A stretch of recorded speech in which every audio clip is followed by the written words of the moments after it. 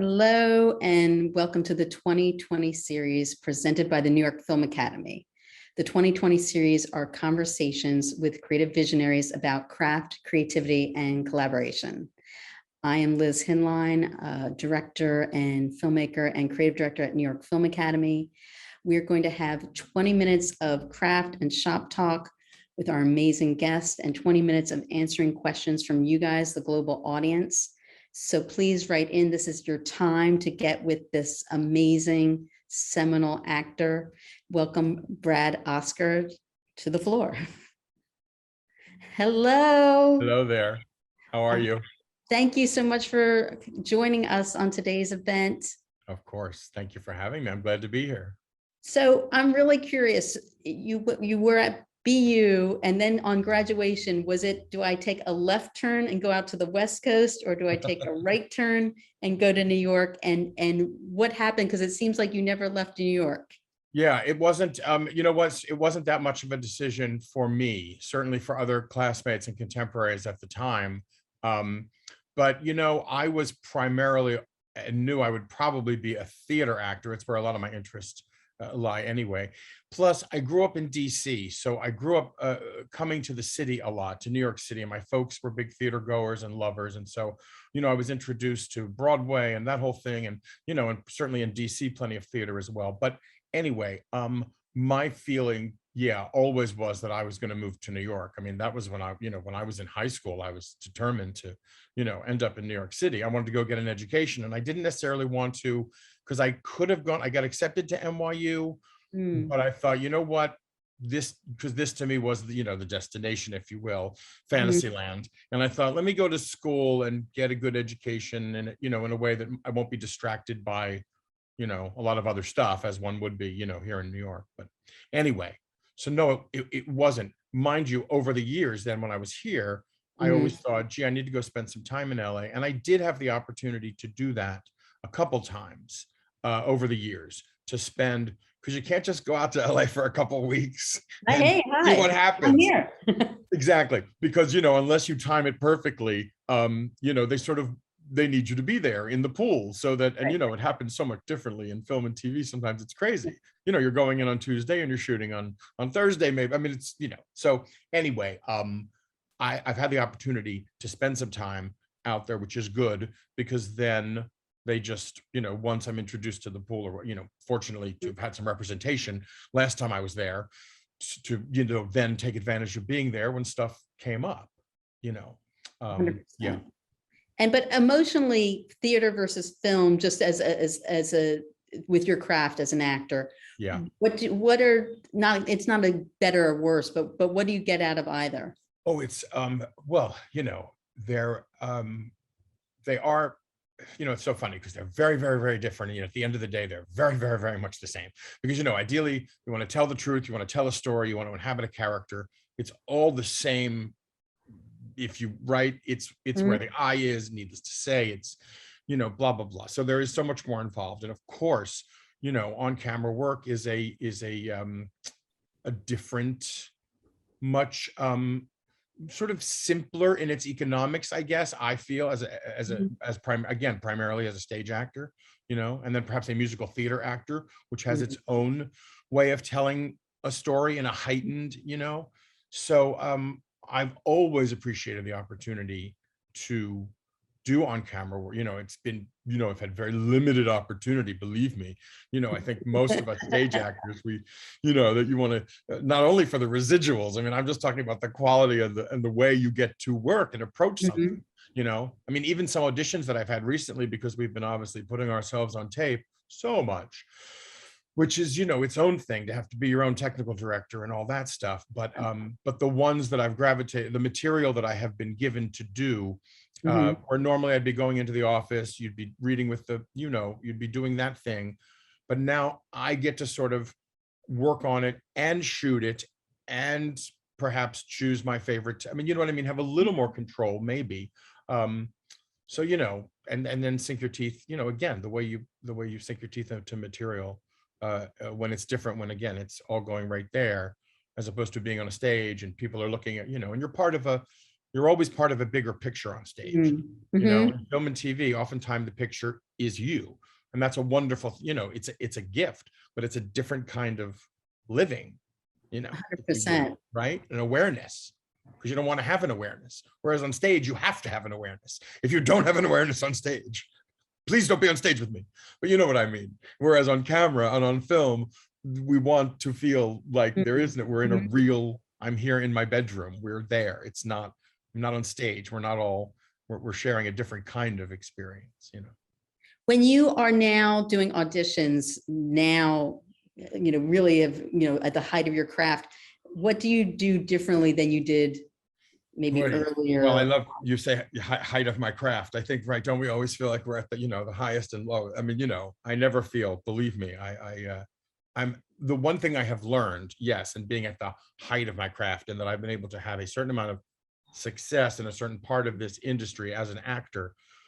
But what it's, at the end of the day, what I hope it's done is just given me the freedom to be more of who I am, express myself more clearly, more assertively, more whatever that might be. Because I know for years, you know, as a performer, we try to please, we want to get the job, we want to be the answer, we want to be what we think they want it to be, they being a whole multitude of people. So how are you going to please everybody?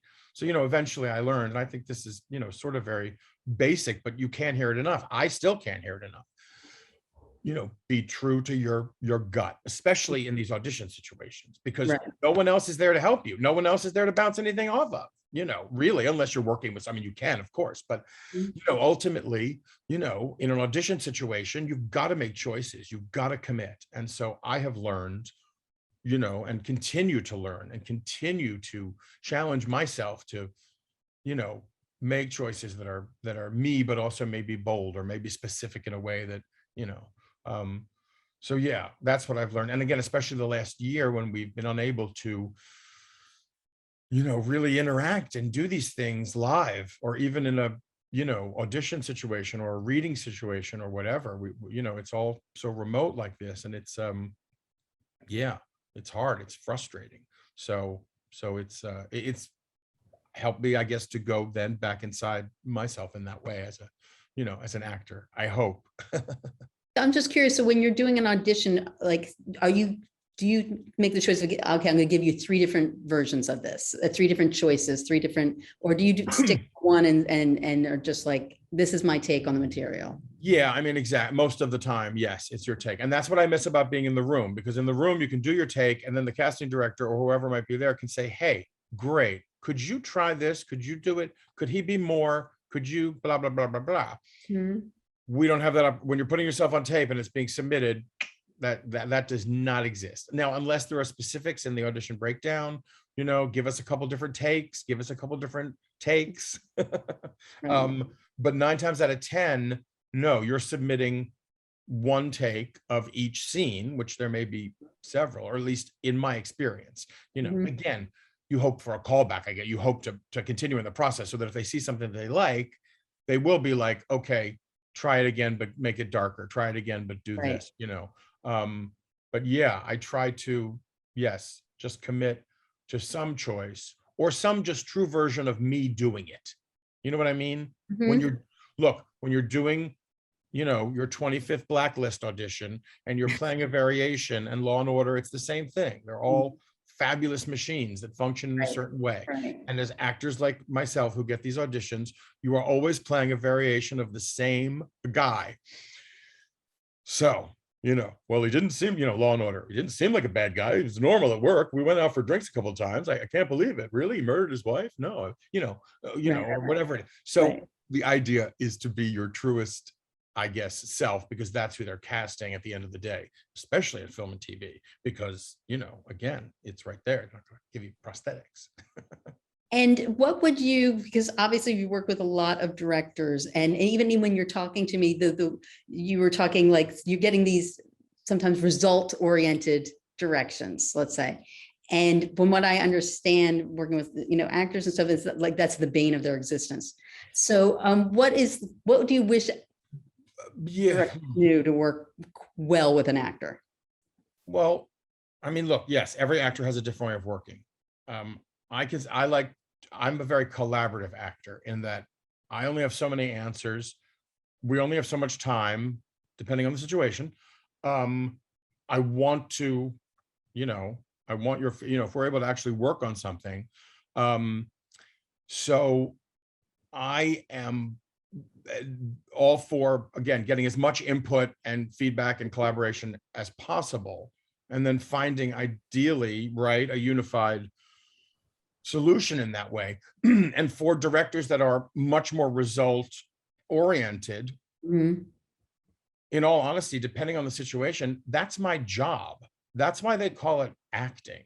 So it doesn't have to always be at the end of the day, and this depends on the situation. Every situation is its own thing. But I've been in plenty of situations where I'm going to make this work because so-and-so told me to do it. And guess Right. what?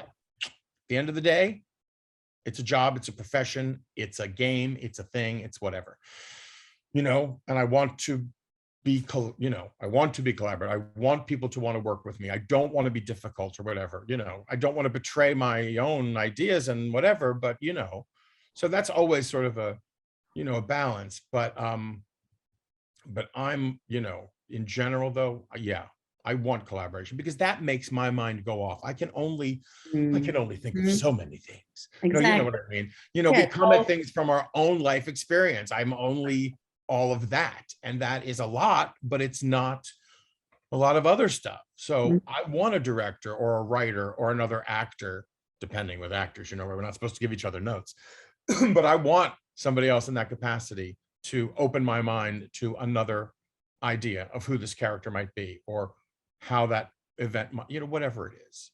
Yeah. 100%. I think And it's, so talk to me about singing, and when did you discover that you actually could sing, and is that like a whole, aside from your acting, is that a whole other stream of craft and work and practice, and especially yeah. doing it on a stage in Yeah. front of lots of people? It's sort of, yeah, I guess it sort of came sort of naturally as far as like it being introduced to musicals. And then, yeah, I just remember one summer, my parents got me in this fabulous program at the Jewish Community Center outside of Washington, D.C. that had an amazing theater department for kids. I mean, really, I learned some stuff there over the years in classes during the school year that I then, you know, relearned at BU. I was like, oh, I know how to do this because I was taking these fabulous with these great teachers. Anyway, you know, did Fiddler on the Roof one summer, played Muddle the Tailor, and suddenly was singing, you know, Miracle of Miracles, and was singing, and then started actually taking voice lessons because, you know, again, at a relatively early age, once I sort of was, what do I want to do? This was something that I really wanted to do. And so yeah, so I started taking lessons with a great teacher in DC, outside of DC, who I'm still in touch with to this day, who taught me, you know, just a great technique and also just a lot about, you know, the business and was just an amazing mentor. Yeah, and then, you know, then there's, yes, singing as an actor, and then what that means to be able to sing, you know, and I'm the first person to also say that especially these days, you know, a good voice is like a dime a dozen. There are a lot of amazing, ridiculous voices out there. But as far as musical theater, as far as telling a story with music, not just musical theater, there are other ways that, you Right. know, right? So anyway, that is, you know, that's a different thing. And I would much rather in a musical see an actor who can sing, you Mhm. know, in that way than a singer who can, you know what I mean? I'd rather compromise, because I think that's, you know, a thing. And so, yeah, incorporating the two together for me is like a very joyous thing because it is everything that we talk about. Why you sing in a musical, again, in good music, you know, musicals that are well constructed, musicals that really work. You can not admire the full, you can, you know, you can hate music, you can have disdain Right. for what it is. But if you appreciate what it is, when it does it well, you know, it's a pretty exciting way, you know, to tell a story. And when I've been involved in projects, you know, been lucky enough to be involved in, you know, some really good shows that Mm. were just getting everybody on the same page, because musicals, I think, are much harder that way as opposed to a play, maybe because you do have a lot more hands and, you know, the way you're, again, the Right. writers and all that stuff. So, but but it is pretty thrilling to be able to, you know, as I say, when you're so pumped up for whatever reason, you can't speak anymore, you got to sing. And yeah.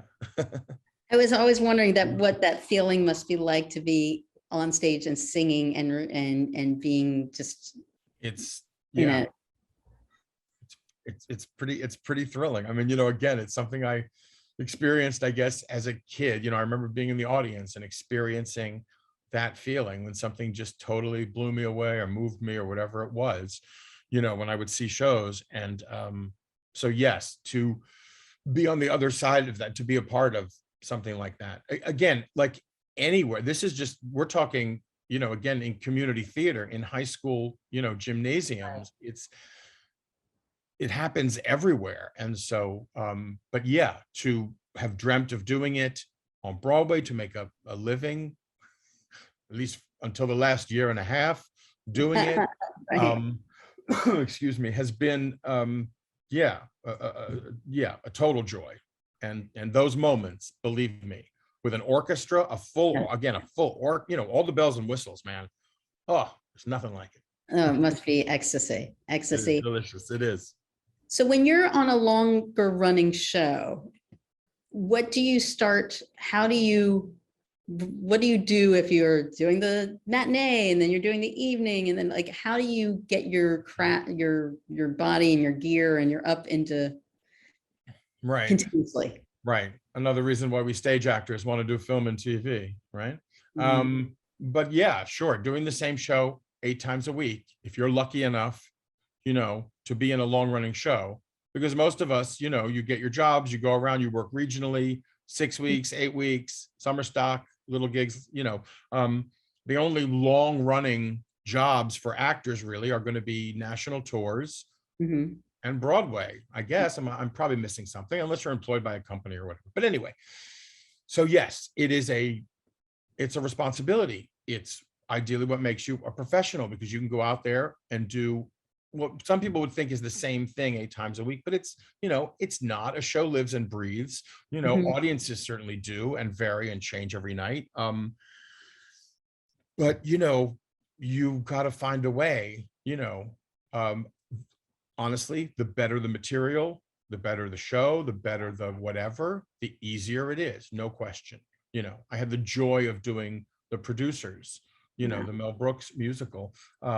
And after the first year where I played Franz, I played Max, the lead role, for a little while on Broadway and then on tour, and then back on Broadway and in London. It was the gift that kept on giving. But I did the role of Max for like easily over 1,400 performances. It was at one point, it was tallied up for whatever. I just, you know, and it was, I was never, yes, I was tired. Yes, I would be yes, you know, the day you bring with you the day to the theater, or, you know, or you walk in on Wednesday and know you have to do it at 2 o'clock and 8 o'clock. And so, yes, it was, but I was never bored. I was never not challenged by the material. I was never not delighted by the opportunity, you know, deep down inside, knowing what this opportunity was and what it meant to me to have it.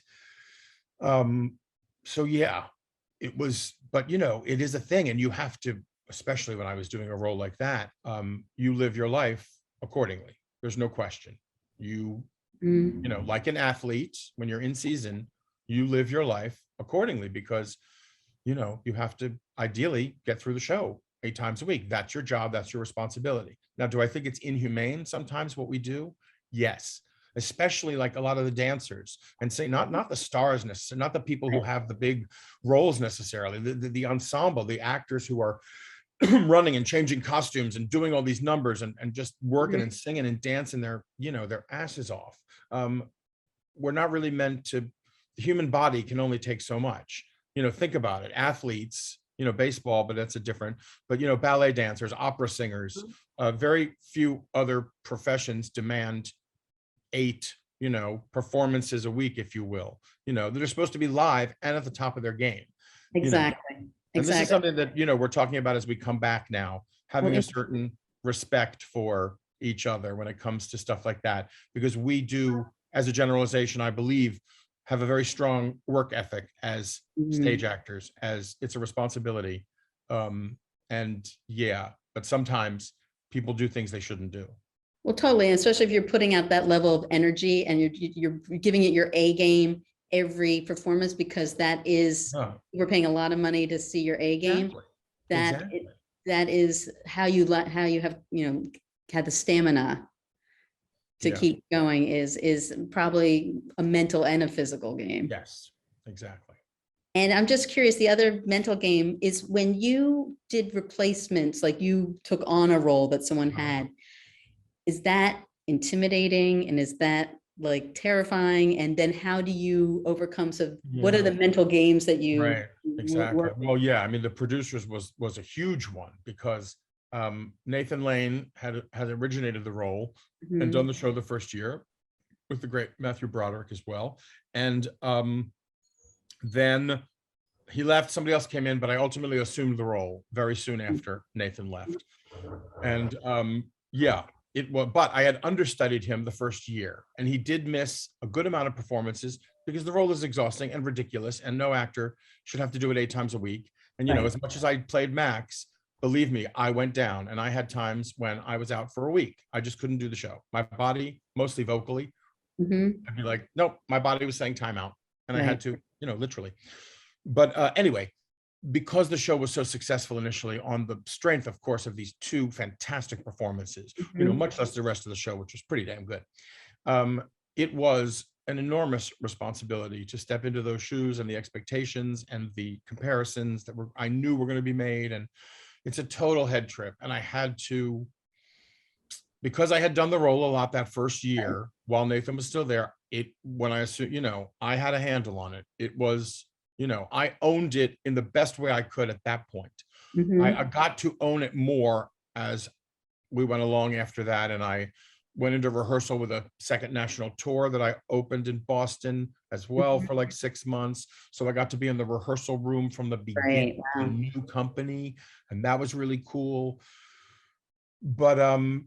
But yes, replacing is always, and I replaced in Addams Family here on Broadway, the great Kevin Chamberlain. Of course, Uncle Fester gives you an outline that you have to work within, so that makes it a little easier.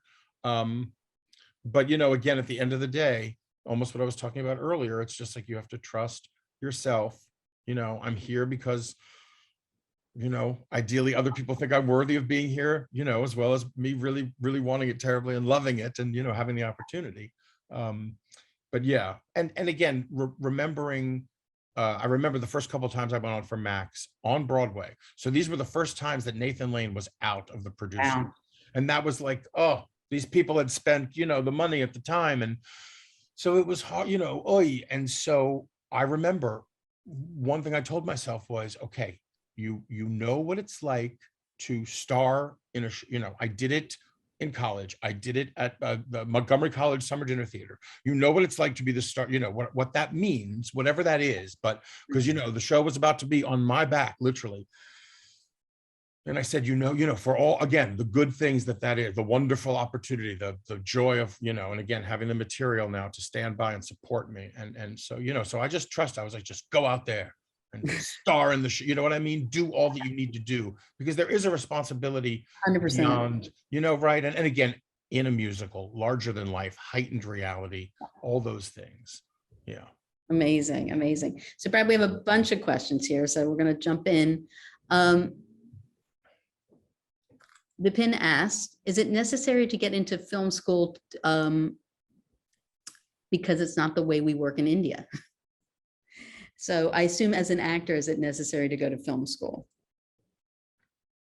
I wish that I had more on-camera training when I was in school at Boston University specifically, because we didn't so much. Toward the end, I remember they almost sort of crammed it in, like, oh, maybe we should have a little on-camera work. But again, I was in school a long time ago, so I would be very surprised if many, professional theater training schools now don't incorporate, on-camera classes. It's crucial. I mean, who makes a living doing live theater?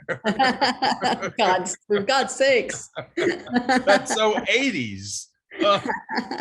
So yeah, I would think yes, that is a good thing. And I have taken, a little bit of, but it's one thing that I always tell myself is I need to, I should take another on-camera acting class to Oh, get my really? job. Even you who thinks because you've been on camera, you see, it is very, It's different enough, and it's something that, because it's not my bread and butter, because I don't, again, the more you do, the more you do, right. the more you learn.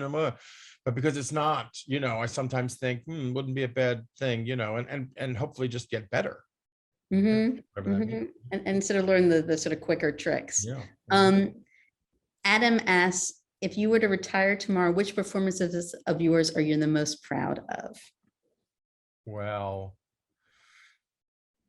I guess, yeah, if I can pick, well, I guess two would be, and again, just because they were such special, unique experiences, was, yes, playing Max in The Producers on Broadway. And then, yeah, years later at the same theater, at the St. James, a show called Something Rotten that I got to be in and originate a wacky, crazy version of Nostradamus. And yeah, had a terrific number. Again, we just talk about those moments in musical theater that are pretty exciting and the audience seems to really dig. And yeah, and that was thrilling because it was so unexpected. The Producers was sort of expected to hopefully be something because it came with such a pedigree, between Mel Brooks and Nathan Lane and Matthew Broderick and Susan Stroman. Whereas Something Rotten opened on Broadway and nobody knew what the hell this thing was, much less why would you name a show Something Rotten?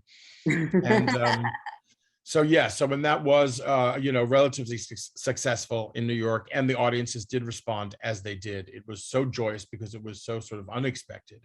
And so yeah, those are two that I'm, yes, particularly proud of to have been a part, and feel like, yeah, the little boy in me is still like, oh my God, did that just happen? And is theater still a very close knit community? Like, the people that you surround yourself with or you're with are pretty much all somewhat in the game. I mean, yeah, I mean, this, I refer to it as our little village of Anatevka here, here in Midtown Manhattan, where I actually am right now. It's because, yeah, the thing about there is a great community because of several organizations that exist and several events that happen that unify the Broadway community annually, for Broadway Cares, Equity Fights AIDS, for several other things that happened over the course of the year, every year, or again, will happen.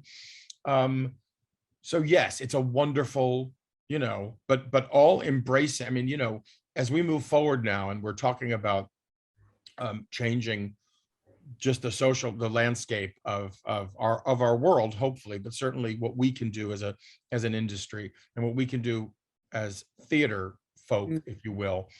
And I've always been pretty proud of how we do embrace, all kinds of storytelling, all kinds of storytellers, all ways of, communication. And, so I think, I mean, yes, it needs to be, we need the funding needs to be there, the money, blah, blah, blah. Yes, I get that. But I have always felt like this community, that we embrace each other in a way, and that everyone, is allowed a seat at the table. I hope, I like to think, certainly. And I'm sure part of me is being obviously foolish and ignorant, but nonetheless, that's how I want to move forward, that is the way it is, because I think that's the way it should be.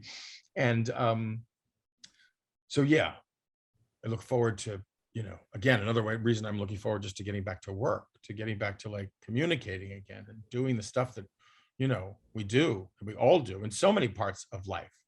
Yeah. Totally. Seeing your people. Yeah. Another craft question. Utkarsh, I'm sure I've bastardized your name, my friend, sorry. How do you prepare for a character who sounds and acts in a completely different manner from your real self? And I was going to ask you, are you typecasted now, or do you find that, or do you go for certain roles, or? Well, I mean, yes, I'm certainly, there's a certain niche, I guess, that there's a certain posse of, middle-aged character actors, if you will, as far as like, New York theater, musical theater, stuff like that. So yes, of course, you never want to be typecast. I never want people to think, I mean, you do a role like Nostradamus. I was just talking about Something Rotten, which is so, turned up to 11, if you will, and is so over the top. I would be loath to think, that someone would see that and think, that's all I do, or that everything I do is going to be that, whatever. It's like, we're actors, so you don't. Yeah, the idea of getting typecast is always like, because you want to do different things. I mean, again, I want to play a role that I can play. Mhm. I don't want to play Annie. I just want to have opportunity as an actor to be challenged in a way that yes, people are going to think, oh, Brad Oscar, he's a musical theater guy. He's a musical comedy guy. He's that kind of guy. Right. So you're going to get Mhm. that kind of performance. But I've had a couple, actual professional opportunities Mhm. to not be that guy, which has been great. Some here, even in New York, and Mhm. and many regionally, which has been wonderful. And at the end of the day, I also love being that guy. So it's okay, yeah. And being more in the, let's say, the comedy realm, what are some things that you really understand about comedy and comedy acting that Well, I thought I knew everything until no. Look, we all have, I certainly have plenty of inspiration and plenty of uh, I wouldn't say training in comedy, because as an actor, you don't necessarily, I mean, you can train in a certain skill or whatever, but you don't train necessarily to do comedic pieces, right. I think. But anyway, always loved, gravitated towards a certain style of comedy, a certain, growing up in the 70s, the Norman Lear, that Mhm. whole thing, television. Mel Brooks was obviously a huge influence in my life since I was a child, from my parents. And but it's funny. You think, again, you put it all in the blender, you bring yourself to the table, you learn, you work with other people. God knows, doing the producers, I learned, I can't even begin to tell you how much I learned from Mel and Nathan and Wow. Matthew and these men. It was like a masterclass every day in rehearsal, especially, much less in performance. But anyway, when I started rehearsals for Mrs. Doubtfire, which is the show that will most likely, God willing, reopen the end of October on Mhm. Broadway. Finally, we had just Yeah. started performances when we shut down. But anyway, I finally have the opportunity to work with one of the great directors in the American stage theater world, Jerry Zaks, who has Mhm. been doing this for a long time and has won many Tonys and directed so many things that I saw right after I moved to the city in '86. Wow. So a lot of his work was very seminal to me in so many ways.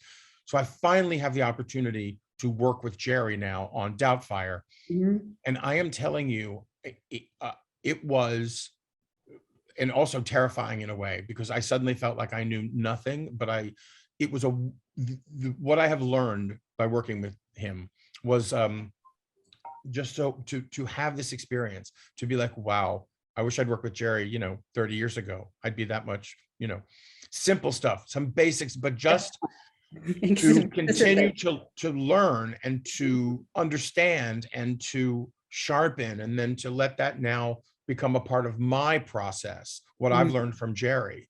Mhm. Yeah, has just been enormous. So they say you never stop learning, I mean, my God, it's like the perfect example, because it's just been really terrific. And what would be like one or two like specific examples of what you learned Oh God, the the the beauty and the power of stillness, Mm, the in comedy, in a certain, the absolute, you know we all, again, you talk about the difference between stage acting and film acting. right.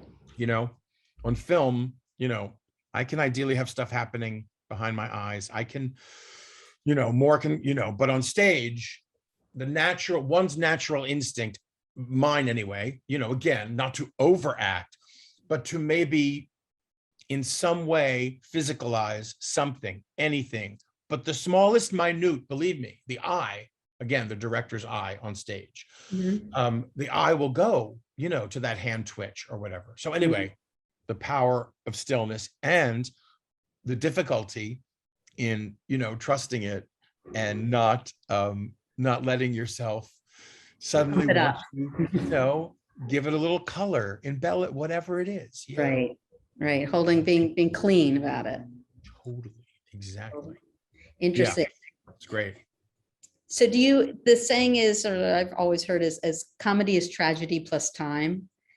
And is that, what do you think about that? Is that something you would ascribe to? I don't know. I mean, that's such a, I don't know. I don't know. It's a little too much of a bumper sticker for me. I don't, yes, I think, again, the truth, and a lot of the truth in comedy often comes out of pain or disruption or discontent or misunderstanding or so yes, that is sort of ripe territory, I guess, for humor, because we laugh at the, the human condition, or we laugh at the way we all, respond to things, or but yeah, I don't know. That's a lot for me to unpack. I'm sorry. And I just never find King Lear that funny. And it's been a long time.